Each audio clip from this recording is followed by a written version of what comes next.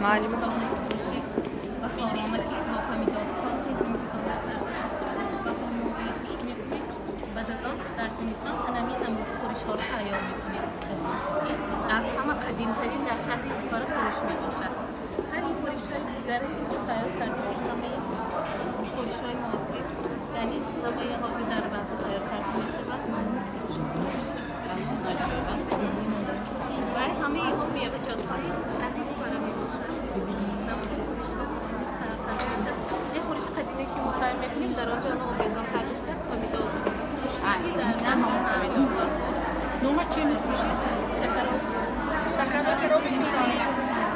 مردمان وادی فرغانه بهاران شکرابی از تر تازه از پمیدار تر تازه آماده میکنند و زمستان که شد از پمیدارهای خشک‌کردش که زنهای دخترها بهاری خشک میکنند در صحراها گرفته زمستانی آماده میکنند که خیلی به سلامتی فایده کلان دارد و روی معده ها سلامتی به فایده کلان دارد و همچون ترغیب طرز حیاتی سالم است چون از خوراک‌های از طبیعی از موادهای طبیعی آماده کرده می‌شود. از میوه جنسی و موادهای